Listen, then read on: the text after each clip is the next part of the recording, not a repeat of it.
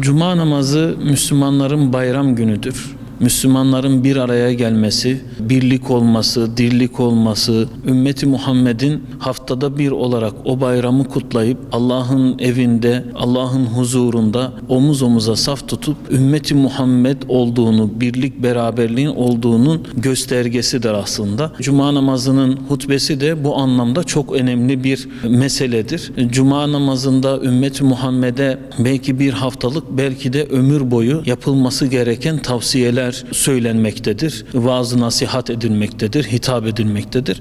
Hutbede de bizler nasıl davranmamız gerektiğini, ne yapmamız gerektiğini Diyanet İşleri Başkanlığımızın bizlere tavsiyesi olan Cuma namazında hutbe okunurken cemaatin konuşmayıp dinlemesi, selam alıp vermemesi, nafile namaz kılmaması gerekir. Konuyla ilgili olarak da zaten Resul-i Ekrem Aleyhisselatü Vesselam Cuma günü imam hutbe okurken arkadaşına yalnızca dinle desen bile yine boş, lüzumsuz konuşmuş olursun buyurarak hutbenin dinlenmesi hususundaki hassasiyetini Efendimiz Aleyhisselatü Vesselam dile getirmiştir. Hutbe okunurken camiye gelen kimse ilk sünneti kılmayıp oturmalı ve hutbeyi ne yapmalı? Dinlemelidir. Resul-i Ekrem Aleyhisselatü Vesselam'ın uygulamasını da göz önünde alan İslam bilginlerine göre hatibin ikinci hutbede müminler için af ve mağfiret dilemesi, onların afiyet ve esenlik içinde olmaları için Allah-u Teala'ya dua etmesi menduptur.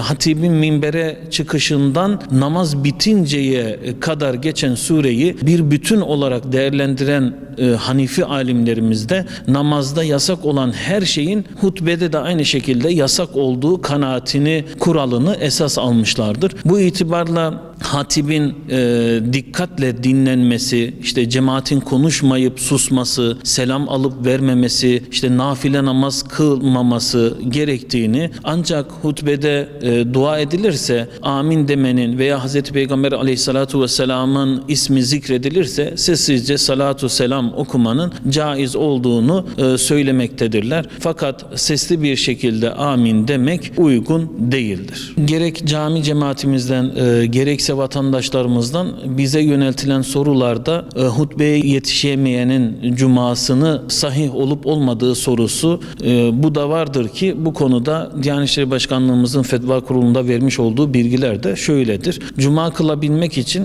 hutbeye yetişmek ve dinlemek şart değildir. Buna göre mazeretine binaen ama okunan hutbeye yetişemeyen veya hutbeyi duymayan kişinin kıldığı cuma namazı sahih olur. Hutbeyi dinlemeye yetişemeyen kimse cuma namazının ikinci rekatına bile yetişse imam selam verdikten sonra ayağa kalkıp bir rekat daha kılarak cuma namazını ne yapmış olur? Tamamlamış olur. Din görevlileri olarak, Diyanet İşleri Başkanlığımız olarak gençlerin yetişmesinde cami gençlik çalışmalarımız bulunmaktadır.